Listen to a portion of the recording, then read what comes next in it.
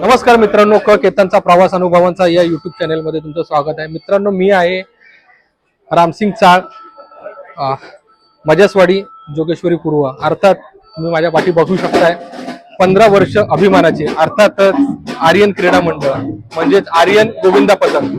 ह्या गोविंदा पथकाचा आज सराव समारंभ आहे. तर आज आपण बघूया ह्या 15 वर्षामध्ये आता येणारा ह्यांचं हे वर्ष 16व्या वर्षामध्ये ते पदार्पण करतात आहे. सुरुवात आज होणार आहे, पण भरपूर अशा काही घडामोडी होऊन गेल्या. आर्यन गोविंदा पथकाने मागच्या वर्षी 6 वेळा 9 थर लावून जो विक्रम केलेला आहे, त्याच्याबद्दल पण आपल्याला काही प्रश्न, त्याच्याबद्दल पण आपल्या सगळ्या लोकांबद्दल आपल्याला त्याची चर्चा करायची. पण सगळ्यात महत्त्वाचं म्हणजे ह्या वर्षी भरपूर काही अशा घडामोडी होऊन गेल्या. ऑपरेशन सिंदूर झालं, त्याबरोबर समाजामध्ये अजून काही गोष्टी आपण बघतोय. आर्यन गोविंदा पथक आज काय करणार आहे, आणि एक समर्पणाची भावना आहे, हा एक त्याग आहे, हा एक वेडेपणा आहे, हे एक बलिदान आहे, एक म्हणतात ना, एक संस्कृतीसाठी हे सगळं काही आहे. आज आर्यन गोविंदा पथक, आज आपण त्यांना भेटणार आहोत, प्रत्येकाशी आपण संवाद साधणार आहोत, आणि त्याचबरोबर आपल्याला आज तो क्षण अनुभवायचा आहे की आपण दरवर्षी येतो आणि यांच्या आनंदात सहभागी होतो. तर आज आपण थोड्या वेळात आपण या सगळ्या गोष्टी अनुभवूया. तर चला, आता बघतोय थोड्या वेळातच म्हणतात ना, सगळे सेफ्टी रूल रेग्युलेशन, कारण का मागच्या वेळेला आर्यन गोविंदा पथक स्पेन वारी करून आलं, आणि त्याचबरोबर काही अटी, नियम, शर्ती या सगळ्यांचा समावेश असणारा आर्यन गोविंदा पथक, अर्थातच आर्यन क्रीडा मंडळ खूप रूल रेग्युलेशनने वागतं. त्याचबरोबर इथे सगळ्यात महत्त्वाची असते ती शिस्तबद्धता. काय असते काय नाही आपण सगळ्यांना विचारू. आणि त्याचबरोबर आता थोड्या वेळात बघा तुम्ही, जोगेश्वरी बीट्स यांचं वादन होणार आहे, आणि तो आपल्याला क्षण अनुभवायचा आहे. आणि आपण इथेच्या प्रत्येका गोविंदाला, प्रत्येका बाळगोपाळाला विचारायचं आहे त्यांच्यासाठी हे वर्ष कसं गेलं, आता येणारा जो सराव असणार आहे तो त्यांच्यासाठी कसा असणार आहे. तर चला जाऊया आणि तो पाहूया. एक डीजेची व्यवस्था चालू आहे. दादा नमस्कार, तुमच्या डीजेचं नाव काय? हवा इव्हेंट. ओके. आज काय म्हणजे आज एकाच ठिकाणी आपला बँड आहे आणि दुसऱ्या ठिकाणी डीजे आहे, म्हणजे काय असणार आहे असं? ते फक्त आता माईकवरती बोलण्यापुरती दिलेलं आहे. अच्छा, अनाउन्समेंट करायची असेल ना, त्याच्यासाठी आम्ही हा दिलेला आहे. चालेल. जेवढा पब्लिक जेवढं येणार आहे ना, त्या नायकाला कोणतं काही येणार नाही. Yes yes yes. हा, त्यामुळे माईकची थोडं सोय करून ठेवली आहे. Yes yes yes. तर तुम्हा दोघांना आपण बेस्ट ऑफला गाडी भेटूया. मित्रांनो, आता थोड्या वेळात सगळे आता गर्दी येते, आणि त्याचबरोबर हनुमंतरायाचं जी आपली मूर्ती आहे तिकडे पण आता थोडी रेलचेल चालू आहे. आणि आपल्याला भेटलेले आहेत रवीचा, अर्थात रविदादा. रविदादा नमस्कार. नमस्कार. सगळ्यात महत्त्वाचं, आपल्या चॅनल कसं चाललं आहे? चॅनल जसं आहे तसंच चालू आहे. सध्या कसं यूट्यूबवरती वेगवेगळे प्रॉब्लेम चालू आहेत. ओके. पण तरी पण चॅनल आपण आपलं काम नसं सोडायचं ना, आपण जे आहे जसं आपण करत आलो तसंच आपलं काम चालू ठेवायचं. आज ना उद्या ते रुळावर येणारच आहे. बरोबर. पण ह्या सर्व गोष्टी असताना ह्या शिकण्यासारख्या गोष्टी असतात. आणि आत्ता जर तुम्हाला जर समजा तुमच्या चॅनलला प्रॉब्लेम येतो, जीव येते, म्हणून तुम्ही चॅनल सोडणार आहेत का? नाही. आपण त्याच्यामध्ये इम्प्रूव्हमेंट करायचं आणि पुढे जायचं. जसं गोविंदा पथक ते लोक पडतात, परत वरती चढतात, जिद्द नाही सोडत. तसंच आपण देखील आपलं जे काम करतो त्यामध्ये जिद्द नाही सोडत. मी बघितलं आल्यापासून तुम्ही तुमची जागा नाही सोडली. सगळ्यात महत्त्वाचा आवडता विषय असेल तर बेंजो आणि सगळं काही, हे सगळे मित्रमंडळी तुमचे खास मित्र आहेत. एक प्रश्न मला खूप आपुलकीने विचारावा असा वाटतो.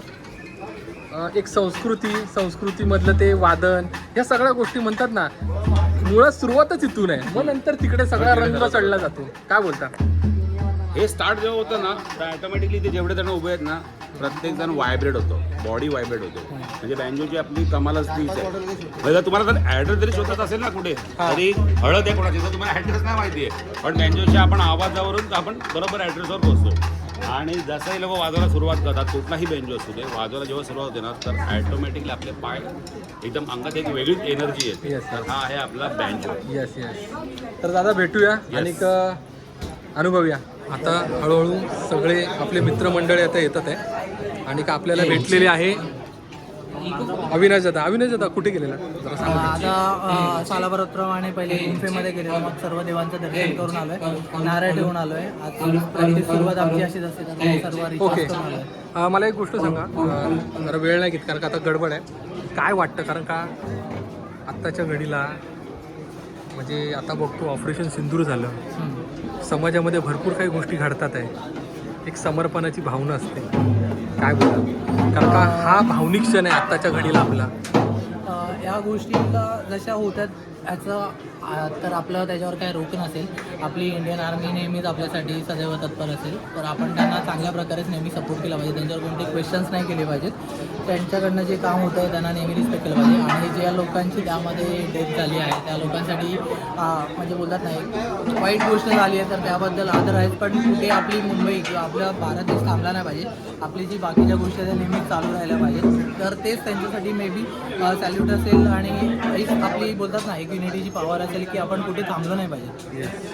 अविनाश दादा आपण बोलूया कारण का आजचा दिवस हा बघायला गेला ना तर म्हणजे हा एक भावनिक क्षण पण आहे, हा एक सोहळा आहे, पण त्याचबरोबर एक समर्पणाची भावना आहे. ती समर्पणाची भावना म्हणजे ऑपरेशन सिंदूरमध्ये आपल्या आया बहिणींचं ज्यांनी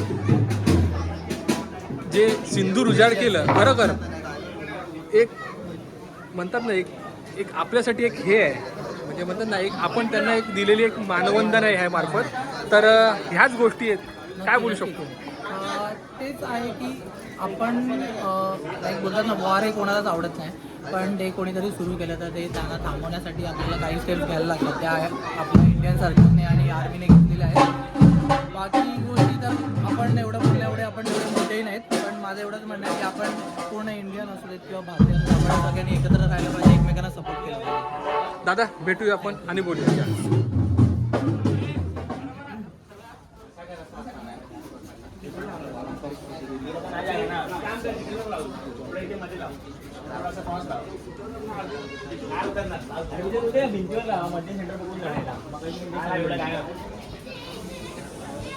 मित्रांनो दरवर्षीप्रमाणे जी पूजा होते तशी पूजा चालू आहे. आणि काकांचं नाव काय?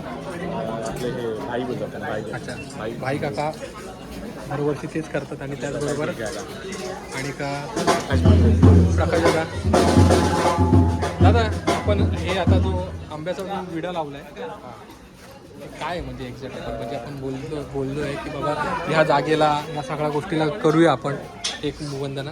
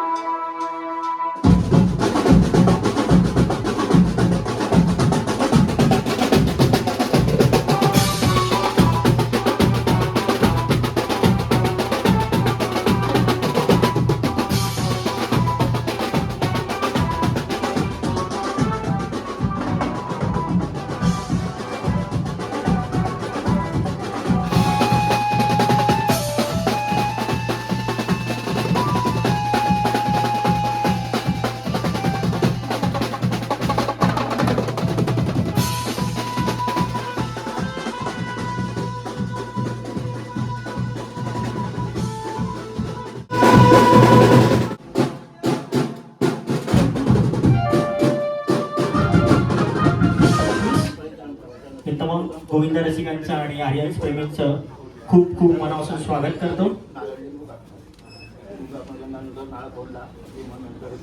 तसेच चाळीतील सर्व रहिवाशांना मी विनंती करतो की त्यांनी मैदानात उपस्थित राहून आर्यनचा उत्साह वाढवावा.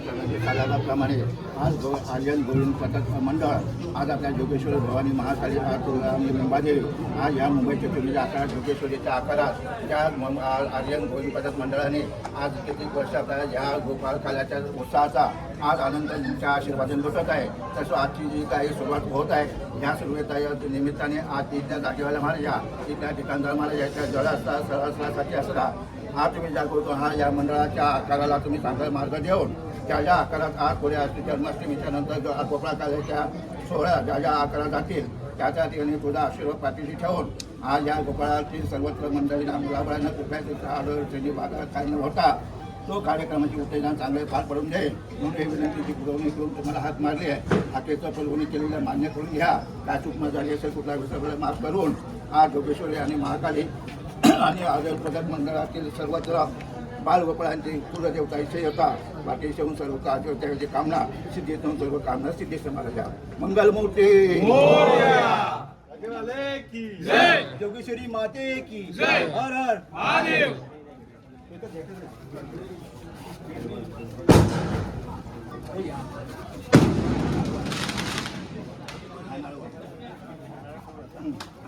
आणि हात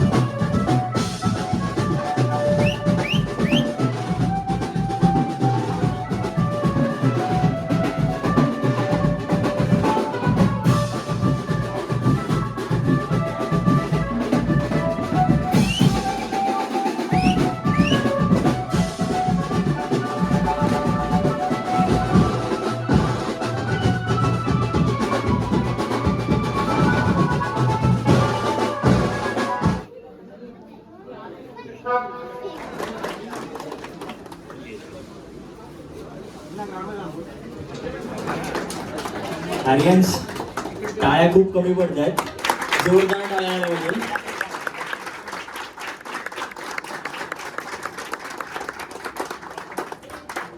माननीय श्री प्रवीण शिंदे सर त्यांचे पुत्र श्री निखिल प्रवीण शिंदे सर आज आपल्याला उपस्थित आहेत.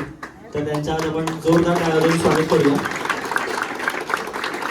जेव्हा जेव्हा गरज पडेल तेव्हा तेव्हा प्रवीण शिंदे सर स्वतः उपस्थित असतात. कधी पण जा त्यांच्याकडे, हसत मुखाने ते आपल्याला मदत करतात आणि अशीच मदत वेळोवेळी करत राहा अशीच मी प्रार्थना करतो. आणि निखिल सरांना मी विनंती करतो की त्यांनी मुलांना संबोधित करावं. धन्यवाद.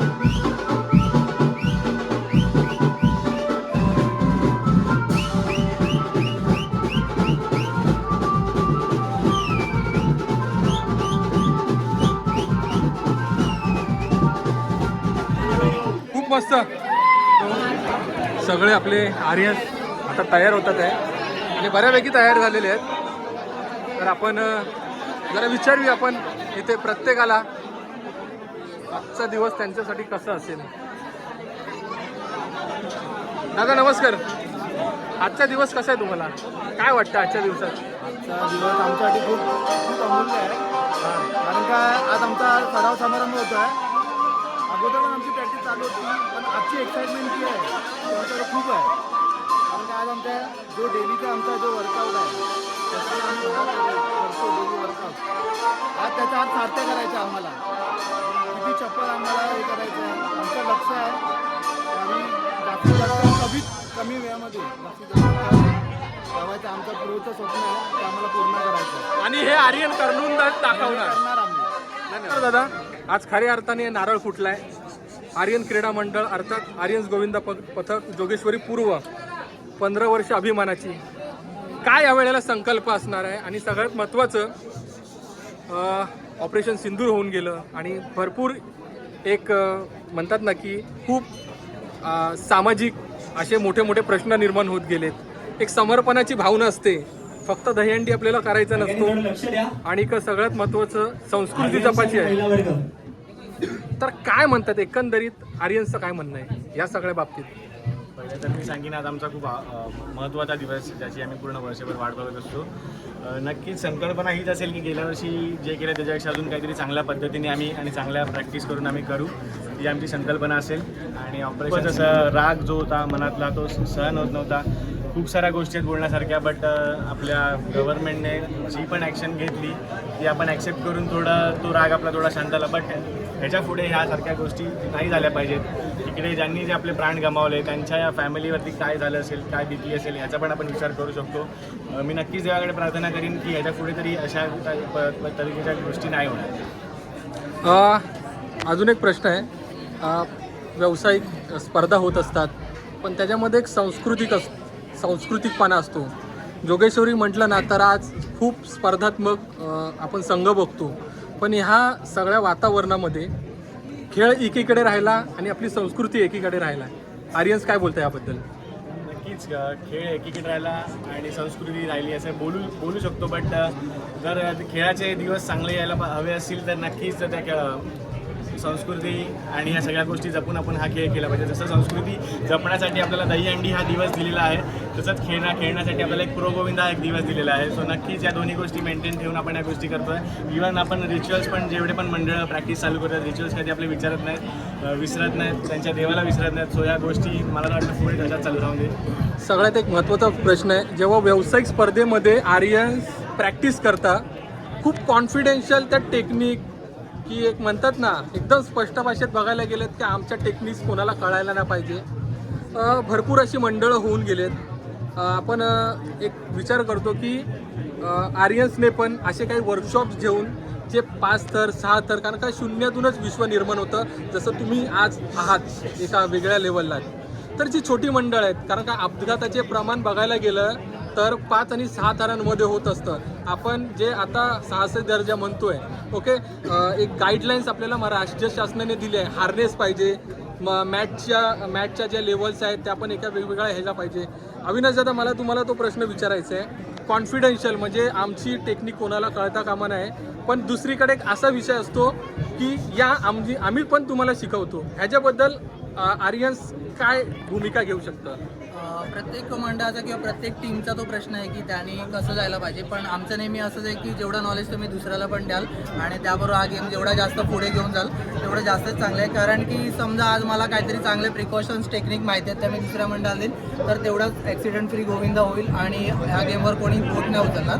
तर मला असं नाही वाटत की काही टेक्निक्स लपवल्या पाहिजेत किंवा काय, ज्या त्या मंडळाच्या त्या प्रकारे त्यांना त्या आल्या पाहिजेत. आणि जसं बोलतात ना की कोणाला शिकवून किंवा काय त्याला जसं ते बोलतात ना ॲक्सेप्ट जर होत असेल तर तो करू शकतो किंवा नाही करू शकत. नुसतं बघून किंवा काही करून नाही होत, ते प्रॅक्टिकली केलं पण पाहिजे. येस, माझा आता एकदम शेवटचा प्रश्न. यावर्षी 2025मध्ये मागच्या वर्षी जसे म्हणजे एक अपेक्षा होती, अनपेक्षित अपेक्षा, 6 वेळा 9 थर लावून आर्यन्सने एक सगळ्यांना दाखवलं म्हणण्यापेक्षा ती वाहवा झाली सगळ्यांमध्ये. पण ह्या वेळेला काय वेगळेपण असणार आहे, काय एक बघायला भेटणार आहे आर्यन्सकडून? नक्कीच मी जसं मगाशी सांगितलं की आमचा ही संकल्पना असेल की जे आम्ही गेल्या वर्षी आम्ही जे केलं त्याच्यापेक्षा काहीतरी चांगलं आणि चांगल्या पद्धतीने करण्याचा आम्ही नक्कीच प्रयत्न करू आणि सेलिब्रेट करू हा सण चांगल्या प्रकारे. धन्यवाद. हां, प्रो गोविंदामुळे आपल्या पारंपरिक गोविंदाला काय फरक पडेल? नाही कारण का पारंपरिक गोविंदा आहे आपल्या परंपरेप्रमाणे. येस जर पारंपरिक आपल्याला खेळायचं आहे तर आपण तेच सांगते की आपल्याला दहीहंडीचा दिवस तर नक्कीच आहे. पण जर ह्या खेळाला ग्लोबल स्वरूप यावं किंवा तुम्हाला फ्रँचायझीज मिळाव्या तर प्रो गोविंदासारखी कॉम्पिटिशन किंवा त्याच्यासारख्या पण कॉम्पिटिशन होणं खूप जरुरी आहे. नाहीतर मग तुम्हाला प्लॅटफॉर्मच नाही मिळणार तुम्हाला हा गेम वाढवण्यासाठी. मी यावर एकच म्हणेन की जसं की या खेळाला जर साहसी खेळाचा दर्जा भेटला आहे तर तो खेळ तसा खेळला पण गेला पाहिजे, नाहीतर मग तो साहसी खेळ म्हणून पण बघितला नाही जाणार. आणि परंपरा जपण्यासाठी आपला गोकुळाष्टमी हा दिवस आहे, त्यावेळेला सगळेच गोविंदा पथकं आपापल्या रिच्युअल्सने चालतच असतात, तर त्यामुळे हे बॅलन्स इक्वेशन आहे आणि ते सगळीच मंडळ जपतात आहेत. धन्यवाद. Thank you so much.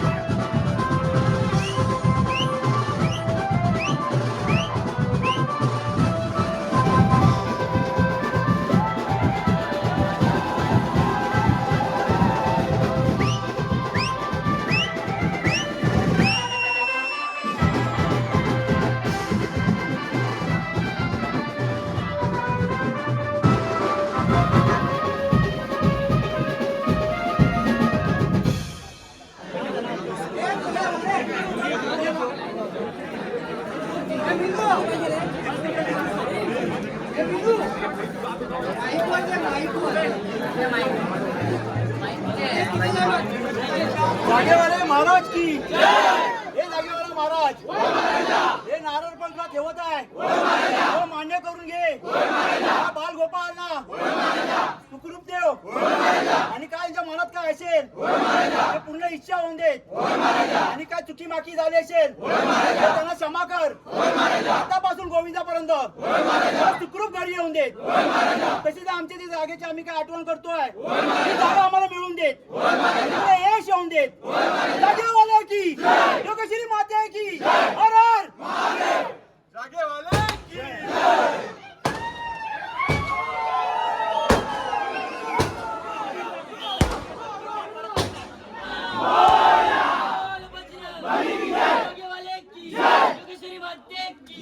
Sainath Maharaj की अति घोड़ा बाल की जय भवानी जय बोले सोनिया जय गुरुजी दा खालसा जय माते की साई बाबा की सियावर रामचंद्र की नमः पार्वती पते हर हर शिवाजी महाराज की छत्रपती संभाजी महाराज की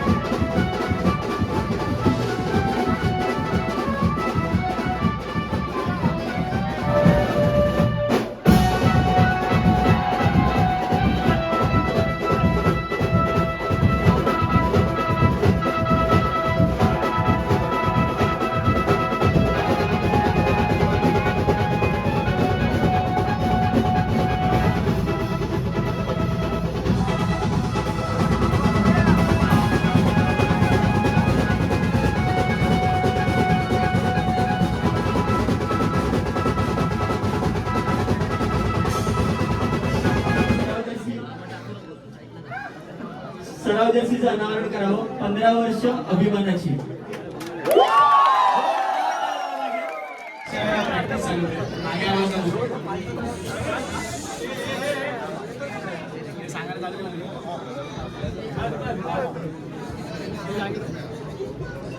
अजून 2 ट्राय खेळूया आणि बाकी बबलू आता वगैरे सगळे मला मार्गदर्शन करतायत. रोहित आहे हे सगळं.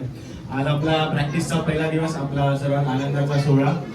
तर सगळ्यांचं मी स्वागत करतो आणि असंच तुमचं प्रेम आपल्या आर्यन्स गोविंदा पथकावरती राहून दे. तुमच्याच प्रेमापोटी गेल्या वर्षी 7 वेळा 9 तर लावून उतरल्या. प्रो मध्ये थोडा झालं, पण नक्कीच आम्ही चांगला प्रयत्न करू.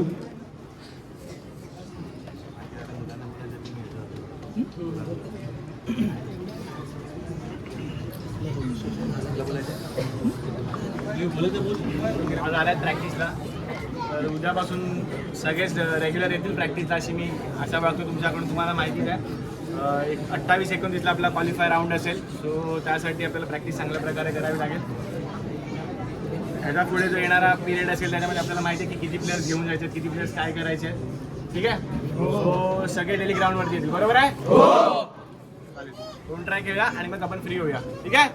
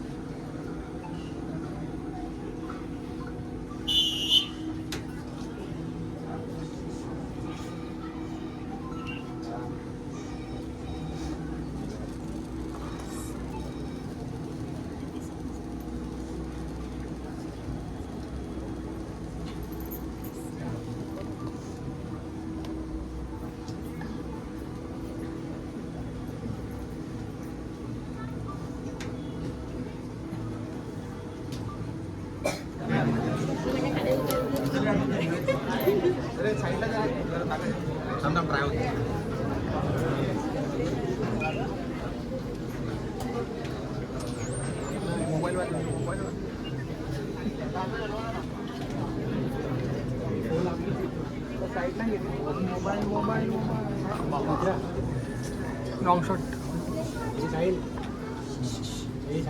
हे साहिल मोबाईल बाजूला घे ना, दांडी.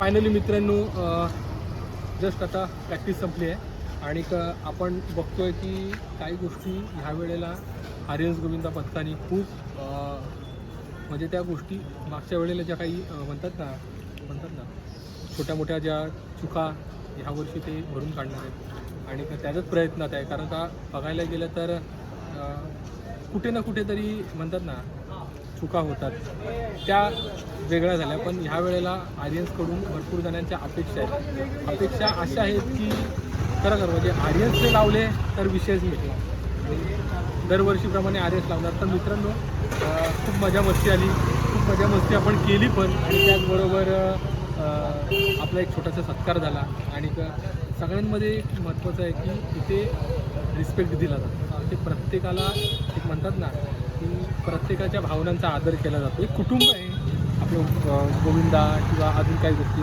तर आपण असेच आता प्रत्येका गोविंदा पथकांच्या सरावाला भेट देणार आहोत आणि त्याचबरोबर भरपूर काही जुने गोविंदा मंडळी आहेत त्यांच्याशी पण आपण संवाद साधणार आहोत. तर चला जाऊया आणि पुढच्या व्हिडिओमध्ये तुम्हाला जी या सगळ्या गोष्टी आपण दाखवू. तर तोपर्यंतच आपण आज जोगेश्वरी पूर्वमधल्या आर्यन्समध्ये आलेलो. तर तुम्हाला हा व्हिडिओ कसा वाटला तर तुम्ही या व्हिडिओला लाईक करा, शेअर करा, सबस्क्राईब करा आणि अशीच मी नवीन व्हिडिओ आपल्या सणवाराची तुमच्यासाठी घेऊनच येत राहील. धन्यवाद.